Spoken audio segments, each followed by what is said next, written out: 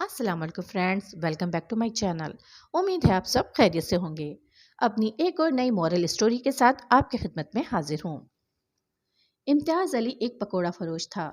बस्ती के करीब सड़क पर नान और पकोड़ों का ठेला लगाता था। वो सिर्फ इतना ही कमा पाता कि 2 वक्त की रोटी खा सके।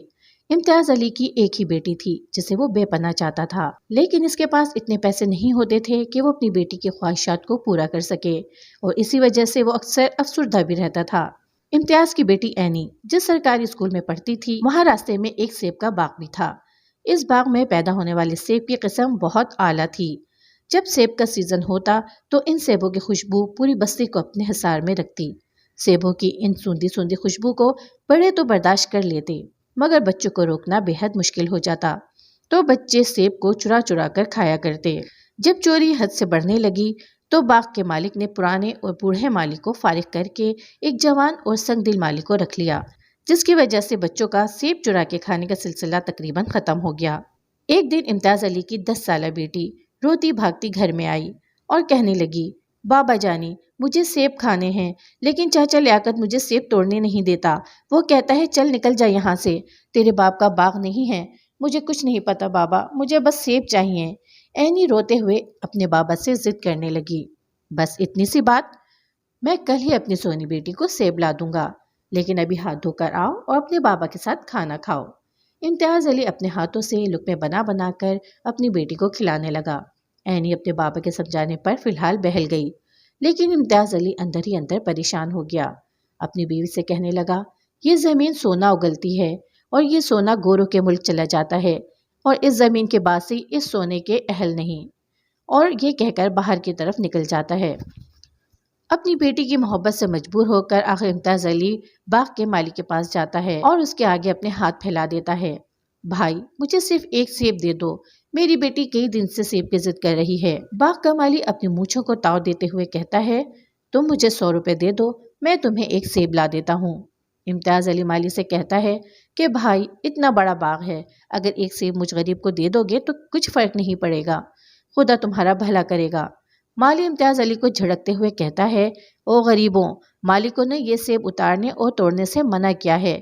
ये आला किस्म का सेब है, तुम जैसे गरीबों के लिए नहीं, बल्कि अमीर मुल्कों के अमीर लोगों के लिए है। अब यहाँ से दफा हो जाओ और अपने बच्चों को भी रोको, क्योंकि बाग के मालिक ने बाग की हिफाजत के लिए 2 खूंखार कुत्ते मंगवाए हैं। कल तक वो पहुंच जाएंगे। अगर कोई ऐसी वैसी बात हो गई तो मैं जिम्मेदार नहीं होऊंगा। इम्तियाज अली बेचारा खाली हाथ घर लौट आता है और ये सोच सोच कर परेशान होता रहता है कि जब कल एनी इससे दोबारा सेब का तकाजा करेगी तो वो इसको क्या जवाब देगा। अगली सुबह इम्तियाज अली पकोड़ों का ठेला लगाए ग्राहकों का मुंतजिर था, लेकिन दूसरी तरफ एहसास महरूमी उसके तन बदन में आग लगा रही थी कि काश वो अपनी बेटी को ढेर सारे फल लेकर दे सकता।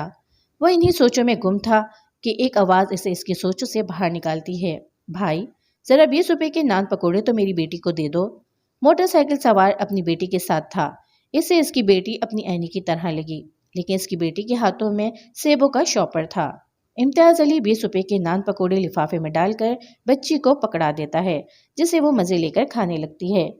मोटरसाइकिल सवार इम्तियाज अली को पैसे पकड़ाकर तेजी से अपनी मोटरसाइकिल आगे बढ़ाता है, लेकिन अगले ही लम्हे इसकी मोटरसाइकिल एक ट्रक से जा टकराती है और मोटरसाइकिल सवार कई मीटर दूर जा गिरता है, जबकि बच्ची मोटरसाइकिल के करीब ही सर के बल जा गिरती है। इम्तियाज अली बदहवास होकर मोटरसाइकिल सवार की तरफ भागता है, लेकिन वो देखता है कि वो मर चुका है। वो फौरन बच्ची के पास आता है। बच्ची नींद बेहोशी की हालत में अपने बाप को बुला रही होती है, बाबा बाबा, और बड़ी बेबसी के साथ इम्तियाज अली को देख रही होती है।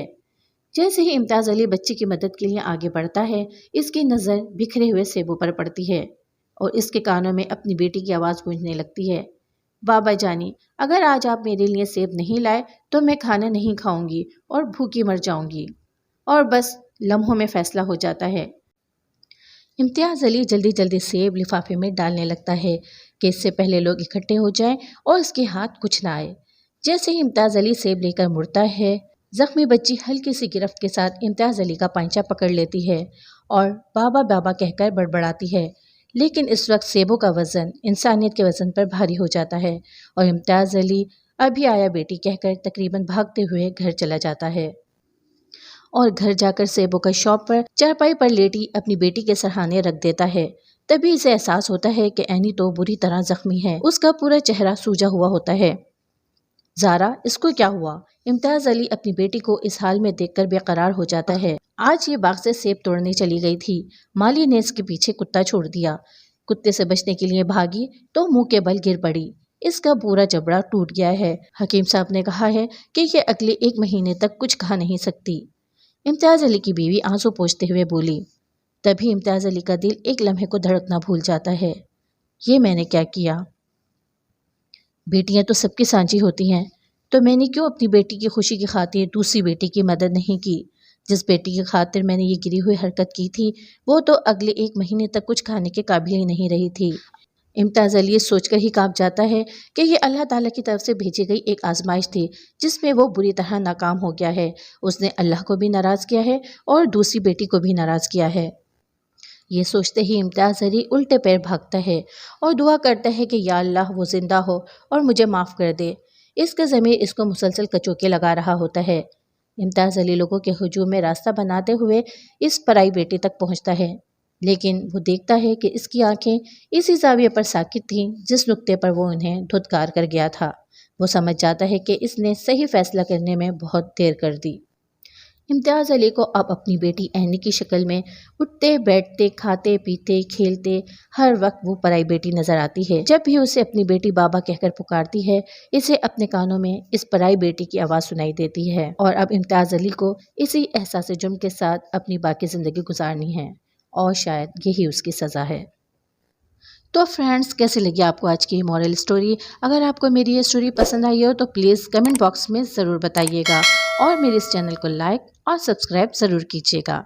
अगली वीडियो तक के लिए अल्लाह हाफिज़।